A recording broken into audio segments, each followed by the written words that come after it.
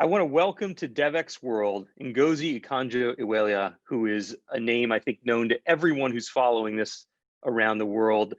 There's so many ways, Ngozi, that I can introduce you to our audience here, but let me begin by introducing you as the designee to lead the World Trade Organization. It's been quite a process, a campaign that you've gone through.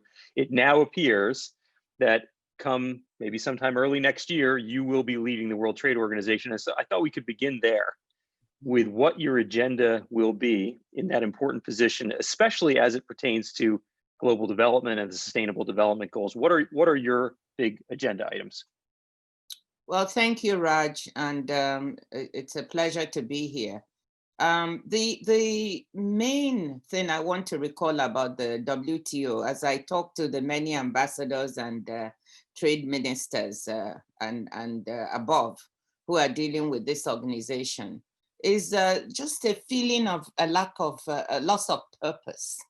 And that's one of the reasons I'm most interested to bring the WTO back to its sense of purpose. If you look at the preamble to the Marrakesh Agreement that set up the WTO, you will see that the purpose was to help improve living standards of people, increase incomes, create employment, support sustainable development.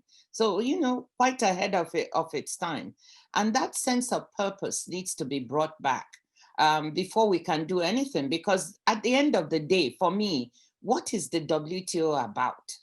How does the ordinary person on the street, the ordinary woman and man, know what the WTO does for them? And you can only do that when you bring it back to the sense of purpose. So that's number one for me. The other is to try to restore trust.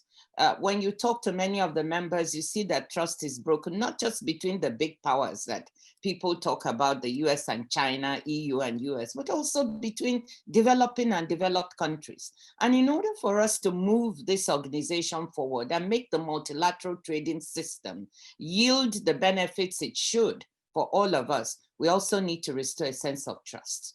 Now, that brings me then to the priorities, because to me, how do you do that? How do you bring the organization back to sense of purpose and delivering on the sustainable development goals? How do you restore trust? I believe that now, with all the challenges the WTO faces, you need to have some wins. This means that, you have to look for areas where all the members can deliver a success together, because that's how you also begin to build trust and bring purpose. When people succeed together, then they can solve more difficult problems together. So it sounds like your agenda will be finding specific areas where you can make progress, even if it's iterative, instead of the approach that's been taken in the past of a large round where everyone agrees to a major new trading scheme and a major new approach. Absolutely, Raj. I think we've got to have those wins and solve some of the big challenges before we talk of any rounds. But let me tell you the good news. The WTO has not had any successful multilateral negotiations for some time, but there is one that is ongoing called the fisheries subsidies negotiations, which is supposed to deliver on SDG 14.6 on sustainability of our oceans and our fisheries. And everyone is round the table. The US, the EU, developing countries, developed China. And so bringing this to a successful conclusion will mean one success that everyone can claim. And so this is of top priority, and there's a good chance to finish this. So that's number one. By the time of the next ministerial in June, I hope that there would be a good handle on having this done, so we could just talk about how to implement the agreement. I think the second area has to be with a very topical issue, which is the pandemic, and how trade can contribute to solutions. I think that the WTO and the whole trade system can be part of the solutions to the pandemic. When you look at issues of access to medical supplies and equipment, trade in those things, as well as even vaccines. So this is an area where I think we can make progress. There were a lot of export restrictions thrown by countries at the height of the pandemic, which prevented others from getting access to PPE, other medical supplies and equipment. So right, it feels like you may be joining this issue at a time when there's a lot of headwinds against it. A lot of countries are talking about onshoring their production of essential medical supplies because they don't trust a global supply chain. Countries are rising up in this idea of vaccine nationalism, purchasing, pre-purchasing orders of vaccines for their population. How are you going to engage on those issues? And I'm also now thinking about the hat you wear as the chair of Gavi, where Gavi is leading this COVAX facility and trying to ensure that people all over the world in low-income countries get access to vaccines, even as some of the rich countries have bought more doses than they need for even their population. How are you going to square these circles, and what will your role be like leading the WTO on this issue? Well, first, thank you, Raj. I think those are really huge topics. First of all, I think coming back to the trade and public health, WTO does have rules that talk about notifying members if you're going to have export restrictions, being transparent, having them temporary. And I think simply making sure that those implementation of those rules are monitored and that members respect them will add to the freedom of movement of medical supplies and equipment. Also on the issue of vaccines, there are some areas in which we can look at how the WTO can also be successful. Within the TRIPS agreement, the intellectual property issues have to be carefully looked at. And of course, while respecting those, there's still room for us to look at how we can make access to vaccines more affordable and to countries are more easily accessible. So yeah, because you do have different polar views here, but it sounds like you're going to use your skills as a deal maker to try to get something done. Is what I'm hearing. Even as some countries are, they're talking about licensing and wanting to take control of patents and around vaccines, and others are, of course, very protective of IP rules. You're going to find a middle path, it sounds like. Absolutely, because I think we must respect patents and intellectual property rules, but it's also true that whilst doing that, we can find a way to make these vaccines more easily accessible. And there are many companies that have said they are socially responsible, and they really want to work with countries and with COVAX and so on to make sure these vaccines are affordable and accessible. And that's where you bring these two issues together. Maybe because I'm working at the conjuncture of public health and trade right now, I can see where we can make progress and still respect some of the sensitivities around intellectual property and so on. So thinking about that issue, I know people watching this right now, one of the biggest issues on their mind is when will vaccines actually be available in the low and middle income countries? It seems like in rich countries, they will be available very soon, maybe this month. People might begin to have access to them. And I know there are many organizations, including Gavi, that are working to make this more equitable. But can you give us an estimate? When do you expect people in developing countries and low and middle income countries might actually be able to go and get that shot in their arm and get vaccinated?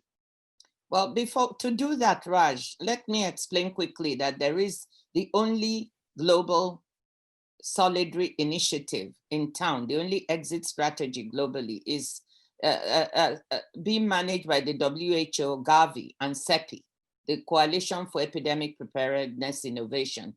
And for vaccines, it's the COVAX facility.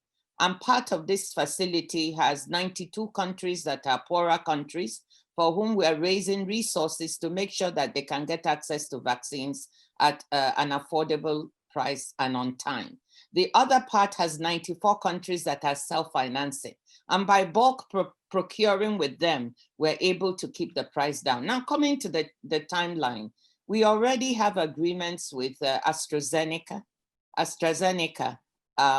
for hundreds of millions of doses of vaccines. And we hear that very soon, at the beginning of the next year, they'll be ready. And the conditions under which their vaccines can be distributed are much easier for developing countries. They can be refrigerated. They need refrigeration, but they don't need to be frozen in these very special it's not below zero freezers. It's not at -80 like the Pfizer vaccine. So with Pfizer also, we have an agreement for some millions of doses, and we are talking to Moderna right now. So all this to say that hopefully by the beginning of next year, at least the frontline health workers in developing countries will be able to have access, start having access to these vaccines.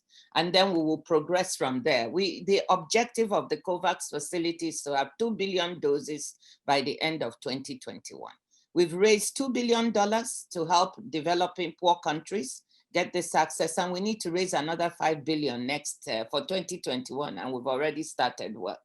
So the phenomenon whereby poor countries queue in line, we hope to really mitigate that. I know rich countries have been buying, but we also have not been slackers on that particular issue. So that's what I would like to say. We'll get phase by phase. We hope to get to as much of the population as we can. Yeah, this pandemic, we thought at the beginning it was going to be the great equalizer, but it has shown all the inequalities. It's laid them really bare. And it would be a tragedy if next year we see early in the year rich countries deal with the pandemic by getting vaccinations for their whole population, and then many other countries are left stuck and waiting in line. But it sounds like you feel more optimistic that this kind of a dramatic inequality won't come to pass.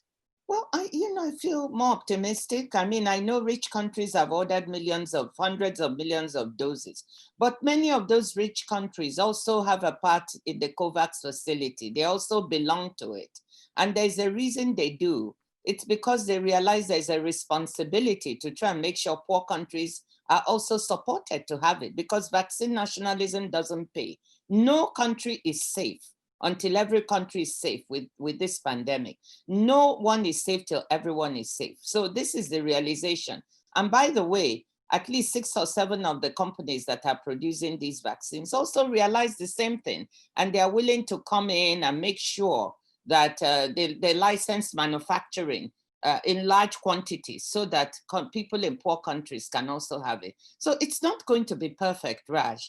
But I think I feel more optimistic this time than when we had the HIV/AIDS or H1N1 pandemic, where poor countries had to wait in line. The COVAX facility is helping. And by the way, the ACT Accelerator, which also deals with therapeutics and diagnostics, is also trying to do something with respect to that, because it's not only vaccines. There'll be therapeutics coming online, and of course, diagnostics. And we also have to make sure that there's access. And I want to go just back to the issue of the WTO with one more point. The WTO has a dispute settlement system or mechanism, which right now is paralyzed. And a rules-based organization that has a dispute settlement mechanism paralyzed sort of begs the question. You can't have a rules-based organization where there's no place to settle the dispute about countries or members that violate the rules. This is the only place in the world that members can bring a dispute to be settled. So we don't have the trade wars that we used to have. So a third priority, if you will, for me will be making sure that this is reformed and re-energized, and the appellate body, which is the second tier of the system, is made to reform to work better for everyone. So these are some. I could go on and on. We didn't even talk about women in trade, micro, medium, and small enterprises, bringing inclusion through the WTO rules to crowd in those who have been left out by globalization. Let me ask you this, because you, of course, are a special envoy for the African Union dealing with the after effects of the pandemic on the African continent. You were, the number 2 at the World Bank and a candidate for the presidency of the World Bank. You know the development sector so well. And a lot of people seem to think there's going to be another shoe to drop, that the economic implications of this pandemic in low-income countries, energy exporters, countries dependent on tourism, will be severe. And that maybe we as a development community aren't yet realizing how different the situation may be in 2021. And Devex World is kind of a forward-looking event. As you think about this year to come, how are you thinking of it? Do you think we should be prepared for dramatic change, even in the way the MDBs and the other development institutions have to stand up and work? Or will this be more like 2020, 2019? Will it be a more similar year to the past?